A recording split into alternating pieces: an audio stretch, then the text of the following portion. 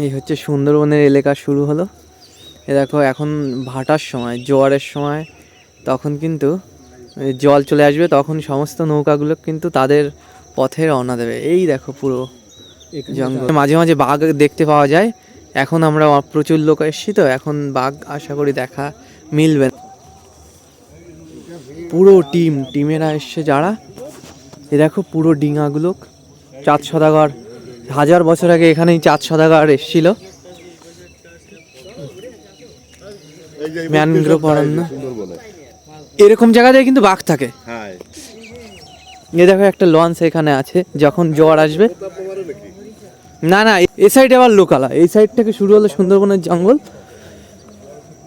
এই দিক থেকে শুরু হয়েছে। কিন্তু আমরা জঙ্গলের ভিতর ঢুকতে পারবো না, কারণ কাদা তো প্রচুর, এবং জল জল ভীষণ পরিমাণে কাদা।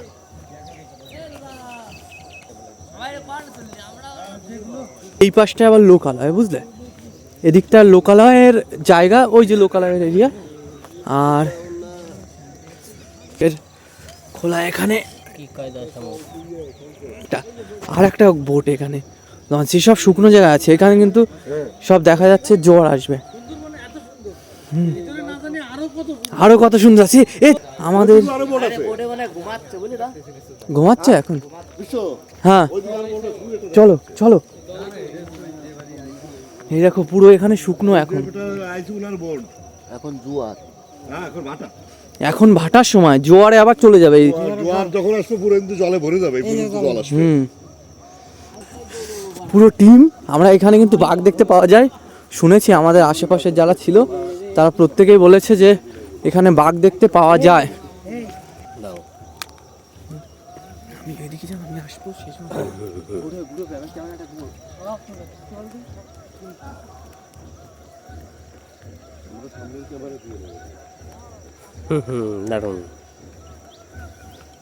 ওকে, এই দেখো এই একটা নদীর শাখা নদী হয়তো যাচ্ছে এখান দিয়ে, পুরো সুন্দরবনের এরিয়া, এদিকটাই সুন্দরবন।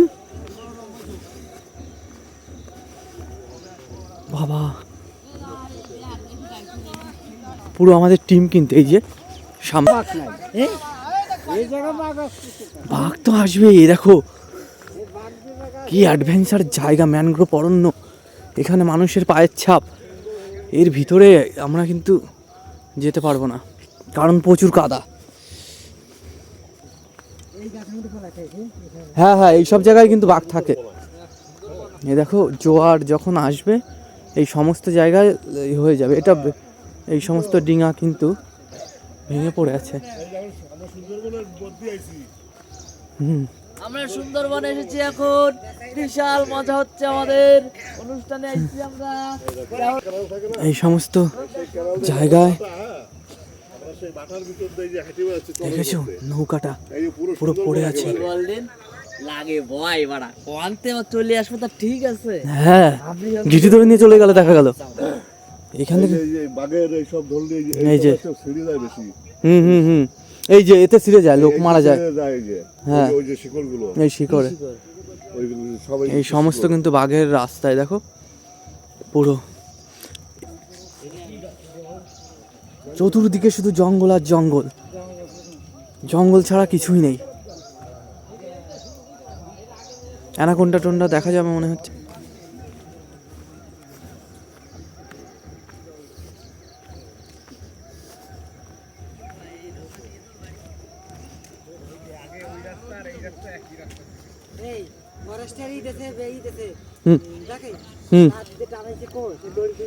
সেসব থাকবে, সেসব থাকবে, এসব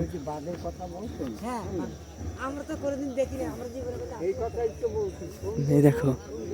এই হচ্ছে রাস্তা, গহন সঘন অরণ্য, তার ভিতর দিয়ে রোমাঞ্চিত হয়ে আমরা পথ হেঁটে চলেছি। ওদিকটায় লোকালয় দেখো দূরে, ওই দিকটা লোকালয় শেষ হলো, আর এদিকটায় কিন্তু সুন্দরবনের এলাকা শুরু হলো। পুরো এই দিকটা পুরো জঙ্গল আর জঙ্গল।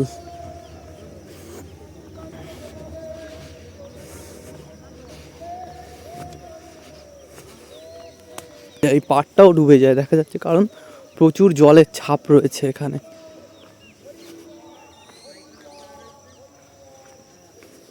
যতই যাচ্ছি শুধু জঙ্গল আর জঙ্গল, আলাদা করে কিছুই চোখে পড়ছে না।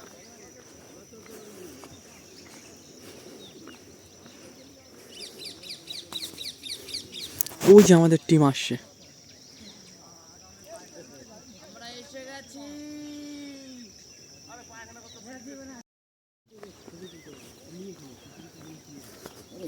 সুন্দরবনে চলে এসেছি আমরা আজকে, আর একটু পরে হলে ওই আপাতত হবে, ক্যামেরা হবে না। কিন্তু আমরা সবাই ঘুরে যাবে।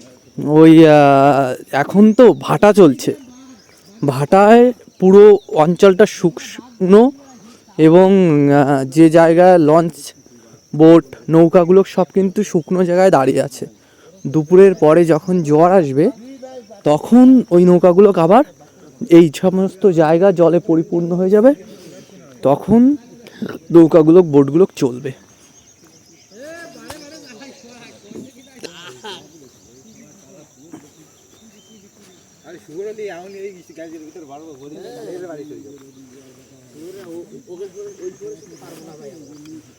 এই এই দেখ সেই 4 সদাগরের বাড়ির পাঁচিল। এই এই না না এই একটা নদী পেয়ে গেছি, 4 সদাগরের বাড়ির সেই পাঁচিল পাইছি। হ্যাঁ এইখানে 4 সদাগরের প্রাচীন স্থাপত্য রয়েছে। 4 সদাগর এসেছিল না বেহুলা লক্ষিন্দর কাহিনীর। এই দেখ এই দেখ এই দেখ এই দেখ সেই ঘাট, এই এই ঘাটে বেহুলা একদিন নৌকা নিয়ে ভাসিছিল। এই দেখো নৌকা। নদীগুলো সব শুকিয়ে আছে, হ্যাঁ এখন মানে ভাটা তো, লঞ্চ নৌকা সব শুকনো ডাঙা আছে।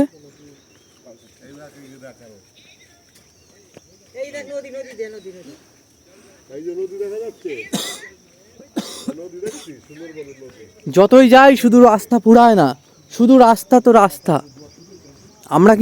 আমরা আমাদের যে পথটায় হাঁটছি এটা হচ্ছে সুন্দরবনের শুরু হলো এখান থেকে।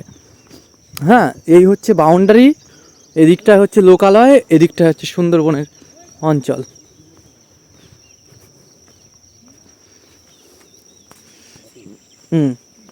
তুমি যখন খাবার পাবে তখন আর কি করতে অনিষ্ট করবে। হ্যাঁ হ্যাঁ এইখানে ধরে তো মাছ টাছ। হ্যাঁ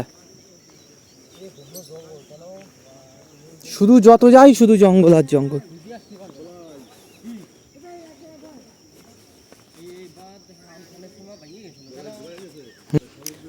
সুন্দরবনে যখন দেখেছি বাঘের মুখ, পেয়েছি কি অসীম সুখ। টাডা ডাডা ডাং ডাং ডাডাং ডাডাং টাডা ডাডা ডাং ডাং ডাং।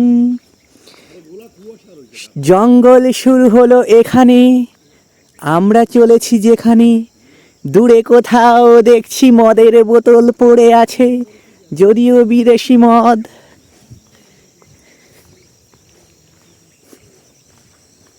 দেখেছো শুধু জঙ্গলটা, শুধু জঙ্গল আর জঙ্গল। এ কি অপূর্ব সৌন্দর্য, জন্ম জন্মান্তরে ভুলিব না। দিকে এই দিকটায় ধানের ক্ষেত মানুষের, মানে এই সাইডটায় চাষ হয় তো। আমি একা একা চলেছি, কখনো বাঘের হামলা হলে আমাকে উদ্ধার করার আমার সাথীরা কিন্তু অনেকটাই পিছনে আছে।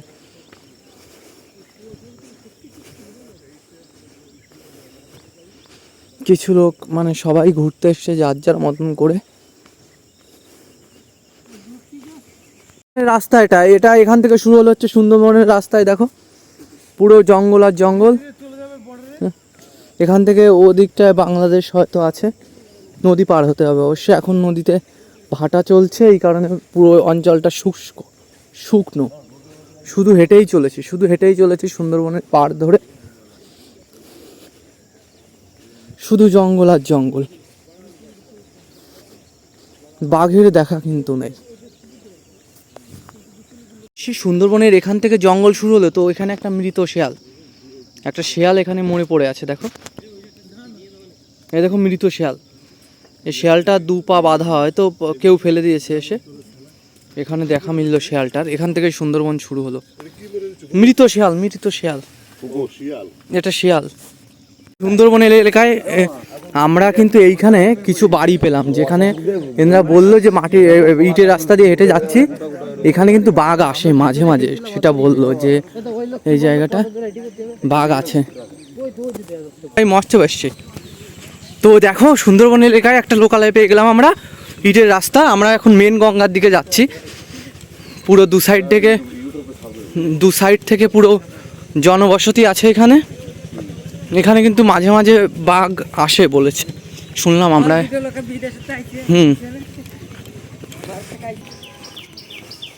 এ দেখো এই গ্রাম দিয়ে আমরা যাচ্ছি পুরো, না দেখে আমরা যাব না।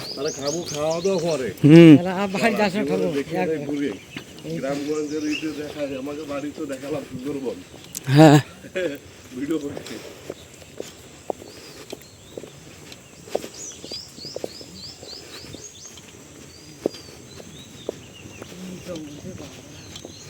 হ্যাঁ, আমরা এখানে থাকতেই পারবো না।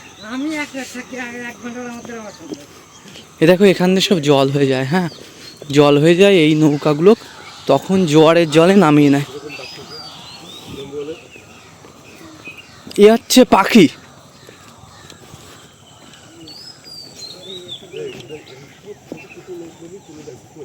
হ্যাঁ, এই সব নৌকো নিয়েই তো যায়, মানুষের আক্রমণ হয় বা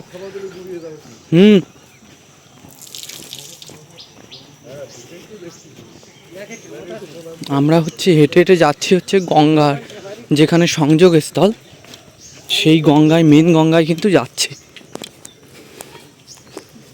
দেখো বাড়িগুলোকে খুবই,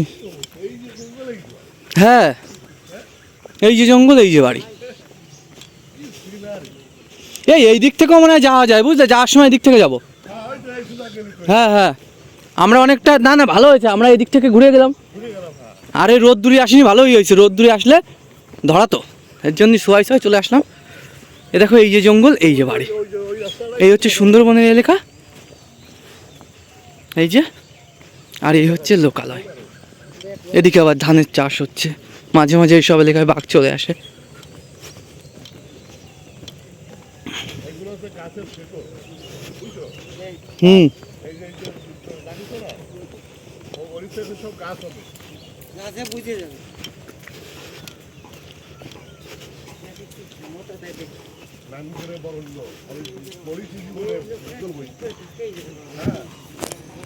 বাবলা গাছ দু সাইডে, বাবলার সারি। এখানে খুবই পাকা বাড়ি দেখা যাচ্ছে, তৈরি হচ্ছে সবে। মামাটি মানুষ, টিএমসি। দেখো বাবলার, এগুলো আমাদের ওদিকে থেকে আলাদা, এই বাবলা গাছগুলো প্রকৃতি নির্ভর তো, এক এক জায়গায় প্রকৃতির উপর নির্ভর করে এক একভাবে গাছের বৃদ্ধি ঘটে, এলাকা ভিত্তিক, আবহাওয়া ভিত্তিক, মাটি ভিত্তিক, টোটালে হচ্ছে পরিস্থিতি অনুযায়ী হয়। মানুষের যেমন বাড়বাড়ন্ত হয়। হ্যাঁ, সামনে এই চৌমাথা একটা, এই তো চৌমাথা। এবার আমাদের ডান দিকে যেতে হবে। এবার আমরা গঙ্গার সংযোগস্থলে, দেখো এখনো কিন্তু পুকুরের জলে থালা বাসন মাখছে, আমরা যেটা ভাবতেই পারি না। ওরা এই রাস্তা দিয়ে এসছে। এবার আমরা গঙ্গার সংযোগস্থলের দিকে কিন্তু যাব। এই হচ্ছে চৌমাথা বলেছিল, চৌমাথার থেকে আমরা ডান দিকে,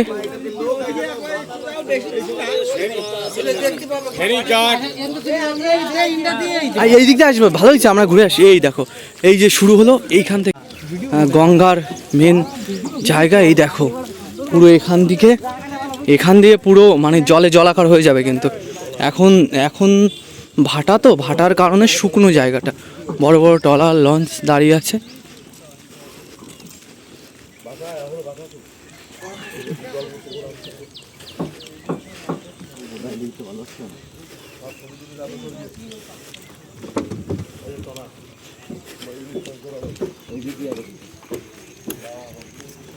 প্রবীণ একটি ট্রলারকে হয়তো আবার সারিয়ে তোলার জন্য তাকে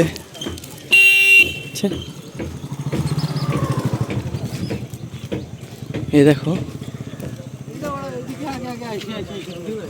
না ওরা এসে ভালো করেছে। আমরাও অনেকটা দূরত্ব ঘুরেছি না, আমরা গ্রামগঞ্জগুলো ঘুরলাম, ভালো হলো। এই যে সেই এটা হচ্ছে কি, এখন হচ্ছে ভাটারের সময়। কুমির থাকে নাকি সুন্দরবনে? কুমিরের জন্য বিখ্যাত না, রয়্যাল বেঙ্গল টাইগারের জন্য। এই দেখো কাঠের ব্রিজ, এটা কিন্তু কাঠের ব্রিজ পুরো পুরো এই যে চলে গেছে সুন্দরবনের ভিতর দিয়ে নদী।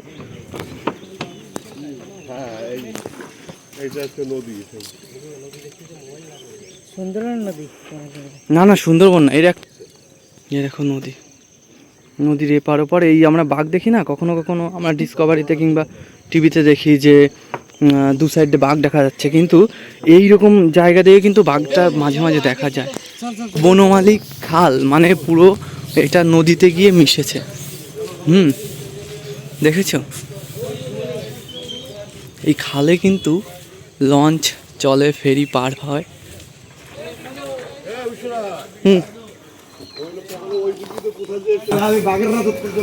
আমরা একটা বাজারে উঠলাম, জনবহুল এলাকা, গাড়ি আসতে চালান। এই বাজারে উঠলাম, বাজারটা থেকে আমাদের এখানে একজন বলল, লোকাল প্রতিনিধি, তিনি বললেন যে সমবায় বাজার, এটা সমবায় বাজার। তো উনি বললেন যে আমরা এই রোড দিয়ে হেঁটে গেলে আমরা মেন গঙ্গার উদ্দেশ্যে কিন্তু রওনা হয়, মানে মেন গঙ্গাটা পেয়ে যাব, যেখান থেকে লঞ্চে যায়, লঞ্চ ভাড়া করে মানুষ। হচ্ছে ঝড়খালি ফেরিঘাট, এখান থেকে এই সুন্দরবনের উদ্দেশ্যে রওনা দেয় বিভিন্ন লঞ্চ, বোট। তো আমরা এখানে একটা 40 জনের একটা বোট ভাড়া করার কথা বললাম, 7,500 টাকার প্যাকেজ। তো আমরা যাব 4 ঘন্টা ভিতরে, আপ ডাউন দেখাশোনা দিয়ে 4 ঘন্টা আর ভিতরে বললো কমপ্লিট হয়ে যাবে। গাইড থাকবে তার সঙ্গে একজন। ঝড়খালি ফেরিঘাট কিন্তু এটা, ঝড়খালি না।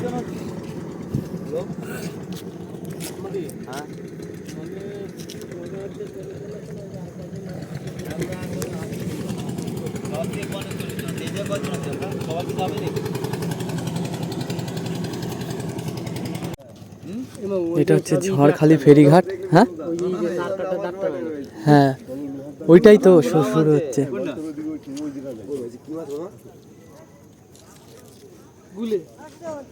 মাছ, কাঁকড়া না, কাঁকড়া দেখতে পাইনি, মাছটা দেখেছি। হ্যাঁ, ওরা কাদা জল খায়, ঘোলা খায়।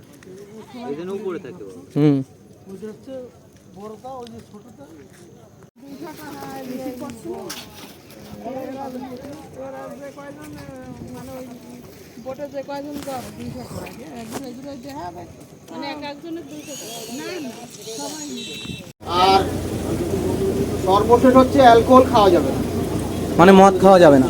আর গাছ ফুল কলপাতা হাত দেওয়া যাবে না, বন্য প্রাণীকে ডিস্টার্ব করা যাবে না, ঠিক আছে? এইগুলো করা যাবে না, আর সব করা যাবে না। এখানে করা যাবে, যদি কোনো নামার জায়গা হয় সেখানে করা যাবে, নামার জায়গা আছে। তো যাই হোক, সুন্দরবন সম্পর্কে এবারে বলি একটু। এইটা হলো হেরোভাঙা নদী। আমার গলায় একটু জোর কম, বুঝতে পেরেছেন? সবাই শুনতে পাচ্ছেন তো? এটা হেরোভাঙা নদী। এর পশ্চিম দিকে মাতলা, আমরা মাতলাতেও যাব, আর পূর্ব দিকে বিদ্যাধরী, আমরা বিদ্যাধরীতেও যাব। সুন্দরবনে এরকম 28টা নদী আছে টোটাল, তার মধ্যে বিখ্যাত হচ্ছে মাতলা নদী। আপনারা জানেন মাতলা নদী বিখ্যাত কেন? প্রচণ্ড ঢেউ হয়, মাতলামির জন্য বিখ্যাত। বিদ্যাধরীও বিখ্যাত নদী কেন? সবচেয়ে সুন্দরবনের দীর্ঘতম নদী, মানে লম্বা নদী।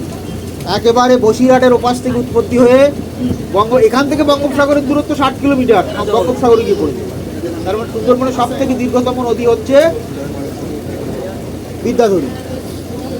রায়মঙ্গলও দীর্ঘতম, কিন্তু রায়মঙ্গল সুন্দর, আমাদের সবার নদী নয় তো, অর্ধেক ওদের অর্ধেক আমাদের, মানে অর্ধেকটা বাংলাদেশের অর্ধেক আমাদের। রায়মঙ্গলই হচ্ছে বর্ডার বাংলাদেশের সঙ্গে।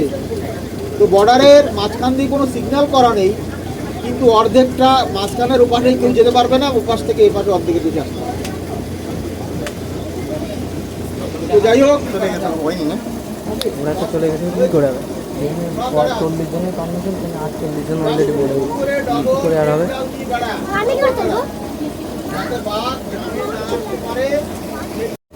এটা হচ্ছে সুন্দরবনের তট। আমরা সুন্দরবন 6,000 টাকা দিয়ে লঞ্চ ভাড়া করেছি একটা। মানে বোট ভাড়া করেছি, তো গাইডও আছে আমাদের সঙ্গে। ওই যে দেখো মা মনসা ট্রাভেলস। তো এই যে আমরা এই যত গ্রাম লাগোয়া জঙ্গল আছে সুন্দরবনে সব জায়গাতেই জাল দিয়ে বেড়া, এখানেও বেড়া আছে। এই জঙ্গলে শুধু এই জঙ্গল পরপর চলে গেছে বঙ্গোপসাগর পর্যন্ত। এখান থেকে বঙ্গোপসাগরের দূরত্ব 60 কিলোমিটার, 60 কিলোমিটার। তো ওই পাশে আরেকটা জঙ্গল আছে সুন্দরবনের দুটো পোর্শনে ভাগ করা হয়েছে। একটা হচ্ছে এসটিআর জঙ্গলকে বলা হয়, আরেকটা হলো এসটিআর সুন্দরবন টাইগার রিজার্ভ করে, যেটা বিদ্যা নদীর পূর্ব মাঠের জঙ্গল। তো টোটাল সুন্দরবনের এরিয়া হচ্ছে 10,200 স্কোয়ার কিলোমিটার। তার মধ্যে 4,200 স্কোয়ার কিলোমিটার ইন্ডিয়ার মধ্যে আর 6,000 স্কোয়ার কিলোমিটার বাংলাদেশের মধ্যে। এই 4,200 স্কোয়ার কিলোমিটার মধ্যে 2,000 স্কোয়ার কিলোমিটারে মানুষ বাস করে, প্রায় 50 লক্ষ মানুষ সুন্দরবনে বাস করে। আর বাকি 2,000 স্কোয়ার কিলোমিটার জঙ্গল। এই জঙ্গলে দুটো পোর্শনে ভাগ করেছি। নিজের কাকা টাকা সবাই রাখবে, কি করবো, তাদের সকাল থেকে বলেছি কেউ আসেনি, সেটাই বলছি।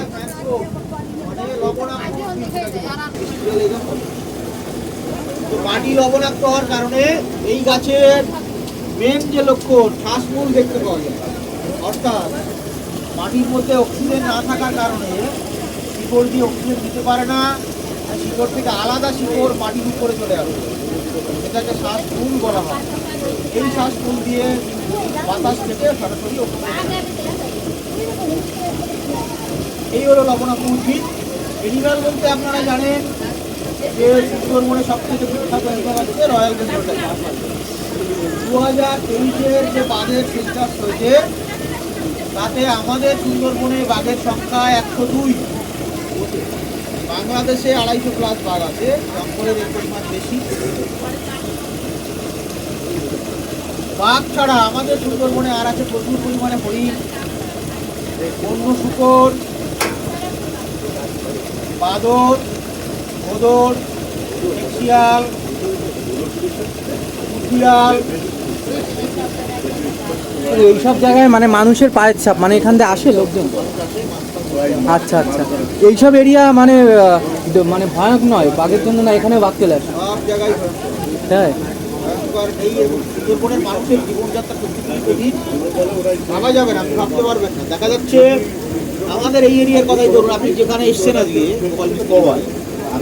এটা হলো 4 নম্বরের শেষ পাড়া। গড়খালি আলাদা আলাদা নম্বর আছে, তো 4 নম্বরের শেষ গ্রাম। আপনি ওই গ্রামে খোঁজ নিয়ে দেখবেন যে বেশিরভাগ বাড়িতেই মানুষ বাঘে মারে, বেশিরভাগ বাড়ি। এমনও বাড়ি আছে ঠাকুরদাকে বাঘে নিয়ে গেছে, বাবাকে বাঘে নিয়ে গেছে, ছেলেও জঙ্গলে যাচ্ছে, ছেলেকেও নিয়ে যাবে, তবু যাবে।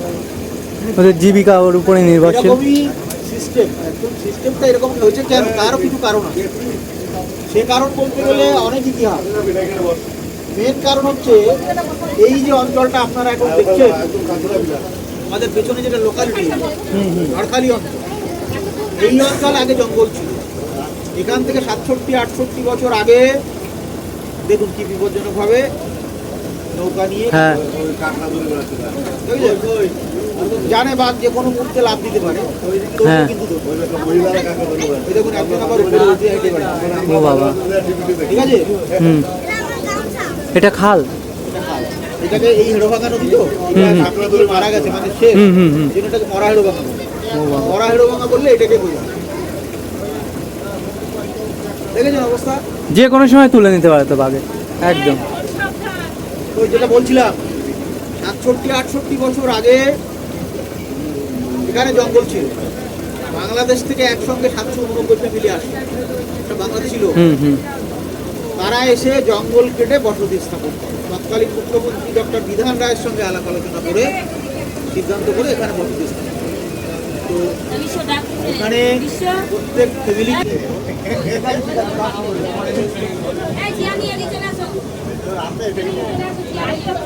ওই যে 789 ফ্যামিলি এসে জঙ্গল কেটে বসতি স্থাপন করলো, নদী বাঁধ দেওয়া হলো চারিদিকে। তো বসতি স্থাপন করার সঙ্গে সঙ্গে লবণাক্ত এরিয়া হওয়ার জন্য ফসলাদি কিন্তু হলো না। প্রায় 10-15 বছর কোনো ফসল নেই। বেশিরভাগ মানুষকে জঙ্গলের উপরেই নির্ভর করতে হলো।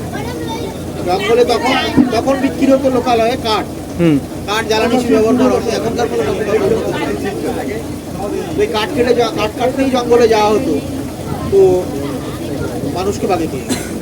আচ্ছা, কিছু কিছু ফ্যামিলি আছে যারা শিক্ষা দীক্ষায় উন্নীত হতে পারেনি, তাদের ফ্যামিলিতে জঙ্গলি ট্র্যাডিশন রয়ে গেছে। তো তাদের ঠাকুরদা বাগে নিয়ে গেছে, বাবা বাগে নিয়ে গেছে, ছেলেও যাচ্ছে, দেখা যাচ্ছে তার ছেলেও যাবে এইরকম। আর তাছাড়া আরও একটা এখন যেটা তৈরি হয়েছে, এই জন্য কিন্তু এরিয়াতে বাগে খেয়ে গেছে। সেই এরিয়ার পুরনো কোনো মানুষ এখন নেই। আচ্ছা, সবই বাগে খেয়ে গেছে, খুব কমই আছে। তো এখন যারা আছে তারাও কিন্তু জঙ্গলে যাচ্ছে, কারণ জঙ্গলে এখন একটা আলাদা সুখ আছে, এটা আপনি ভাবতে পারবেন না। কাঁকড়ার এখন ভ্যালুয়েশন অনেক বেশি। হ্যাঁ, কাঁকড়া এই যে জঙ্গলে যায়, একাদশীতে জঙ্গলে যাবে, দ্বাদশী, ত্রয়োদশী, চতুর্দশী, অমাবস্যা, পূর্ণিমা যে কোনো একটা হলো, প্রতিপদ, দ্বিতীয়া, তৃতীয়া, চতুর্থী, পঞ্চমীতে বাড়ি যাবে। এই যে 8-9 দিন থাকবে জঙ্গলে, এই 8-9 দিন কাঁকড়া ধরছে। তো জঙ্গলে গেলে সুবিধা কোথায়, সুখ কোথায় সেটা দেখুন। জোয়ার যখন লাগলো তখন কাঁকড়া ধরা শুরু হয়, এবং জোয়ারের জল যখন দাঁড়িয়ে যায় কাঁকড়া ধরা বন্ধ, আর কাঁকড়া ধরতে পড়ে না। এইটুকু সময় কাঁকড়া ধরবে, আর কিন্তু অবিরাম বিশ্রাম, শোয়া, খাওয়া, ঘুমানো। খাওয়া দাওয়া খুব ভালো, মদ খাও, গাঁজা খাও, যা খাও খুশি খাও, আরামে থাকো, হইহুল্লোড় করো, প্রচুর লোক জঙ্গলে থাকে। এই সুখের জন্য বেশিরভাগ মানুষ। আচ্ছা, বিনা পারিশ্রমিকে অনেকটা উপার্জন। ধরুন একটা কাঁকড়ারই দাম হয়তো 1200 টাকা, সেই কাঁকড়াটা আজকে খেতে ইচ্ছে করে, তাহলে খেয়ে নিই। যেটা বাড়িতে বসে কিনে কেউ খেতে সম্ভব। এই সুখের জন্য বেশিরভাগ মানুষ জঙ্গলে যায়, শুধু ইনকামের জন্য যায় তা নয়। আর অভ্যাস হয়ে গেছে, হ্যাঁ, নেশা। এই যে 8-9 দিন থাকবে, যদি 1 কুইন্টাল কাঁকড়া পায় তার ভ্যালুয়েশন কত? এখন এভারেজ 1200 টাকা মূল্য আছে, 12,000 টাকা। তাহলে 1 কুইন্টাল 1,20,000 টাকা, 1,20,000। হ্যাঁ, 3 জন লোক যাবে, কত করে ভাগে হচ্ছে 8-9 দিনে? 3 জন লোক 40,000। 8-9 দিনে 40,000 ইনকাম। পরের 15 দিনে আবার 8-9 দিন যাবে, আবার 40,000, তাহলে 80,000 টাকা মাসে ইনকাম হয়ে গেল। তাহলে সার্ভিস কোথায় করবে? সেটাই, তাই না? এই কারণে মানুষ যায়। আগে খেয়ে যাচ্ছে, তো কি হয়েছে? না খেলে তো টাকা আসছে। অসংখ্য খাল এখান দিয়ে, অসংখ্য খাড়ি, সুতি খাল সুন্দরবনে আছে, যা জোয়ারের সময় জলে ভর্তি হয়, ভাটার সময় শুকিয়ে যায়। হ্যাঁ। সুন্দরবনের এই যে বৈচিত্র্য, এই যে আলাদা আলাদা ম্যানগ্রোভের গাছ, নানা রকমের এনিম্যাল, নানা ধরনের সাপ, জলে আছে কুমির, ডলফিন, শার্ক, এই সবের জন্যই সুন্দরবন আজকে আপনাদের মতো লোকেদের কাছে এত আকর্ষণ, সবার কাছেই আকর্ষণ। আমরা হয়তো এখন গাইডের কাজ করছি বলে রেগুলার জঙ্গলে আসছি, কিন্তু আমরা একসময় জঙ্গলে আসতে পারতাম, আমাদের কাছেও সুন্দরবনের আকর্ষণ ছিল, এখনো আছে। তার কারণ আমরা ভাবি যে জঙ্গলে যাচ্ছি, যে কোনো মুহূর্তে হয়তো দেখতে পাবো। এই যে একটা আকর্ষণ, এইটাই হচ্ছে গভীর, মানে গভীর এই জঙ্গলের শুরু।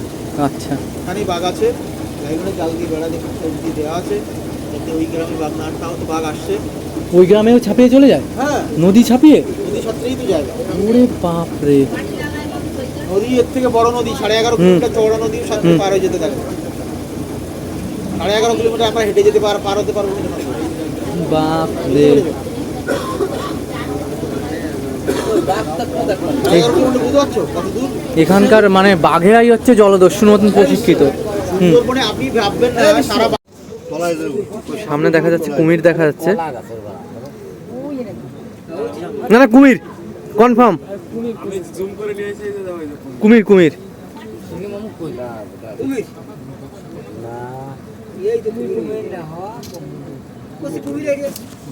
কুমির, ওই যে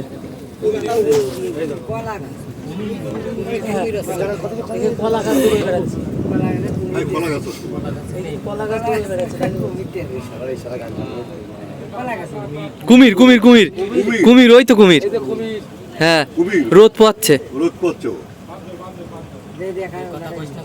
কথা করে দেখে না চুপ কথা করে দৌড় কুমির, হ্যাঁ এ বাবা কুমির দেখা যাচ্ছে সামনে, ওই যে শুয়ে আছে এই যে।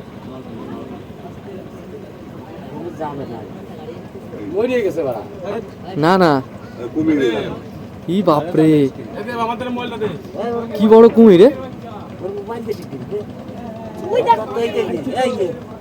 এই দেখো কুমির দেখেছো হ্যাঁ কত বড় দেখো বাবু পারবে নাকি তুমি? এই চলে গেল ই বাবা চলে গেল চলে গেল চলে গেল। দেখেছো তুমি বলে কোলা গেছে শাটার বলটা বাইরে তো আরে ধরবে মনে হয়। না না ওই যে ওই নামিয়ে ওই যে রয়েছে সুদা এই যে রয়েছে এই যে এই যে এই যে জলের নিচেই পড়ে রয়েছে। এই যে জলের নিচে বলে রয়েছে এই যে এই যে ডাল খাপ দেবে না চলে গেছে না না চলে গেছে গোলা না কাকা আমাকে কুমিরটা দেখতে না কাকা। না না চলে গেছে ও। কুমির কুমির কাকা এসে আমাকে দেখতে এলো না। এই জায়গা দেখাই যাবে না বড় এই দিনটা গুলাই এই যে জাল খেয়ে বেড়াচ্ছে বাড়া ইস রে এত কাছ থেকে কুমিরটা রে।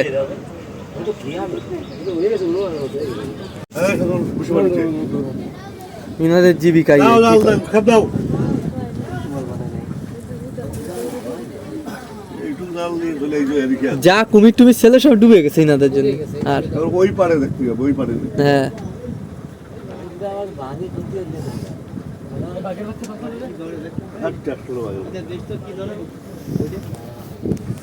বাঘের বাপ ছিল ওরা। ওই দিনে ওদের একটা সিস্টেম আছে, ওই যেইখানে নিয়ে যায় তো এই দেখো মাছগুলো উপরে যা কাকা পড়ে আছে দেখেছো। তা ওরা হচ্ছে কি ওই দিনে একটাই ছাড়ে। এবার যেইখানে নিয়ে যায় ওটা হচ্ছে 7.5 মানে টোটাল আমরা হিসেব করলাম পড়ে যাচ্ছে 7,500 টাকা পড়বে। তা 7,500 টাকা আমরা 40 জন হিসেব করেছি, একটা লঞ্চে 40 জনই যেতে পারবে। তো 198 মানে 190 টাকা করেই পড়েছে, মানে সব কিছু কমপ্লিট করে আর কোনো খরচা নেই। খাওয়া দাওয়া দেবে না তোমার, খাবার বাইরের থেকে নিয়ে যেতে আর খেয়ে যেতে হবে, ওইখানে মানে খাবার অ্যালাউ নেই। তা ওই কিন্তু ওইখানে কথা বললাম বলছে বুক হয়ে গেছে, বুক হলে আর যেতে পারবো না। এ বাবা এমনি তুমি ঘুরতে যাও তোমার এমনি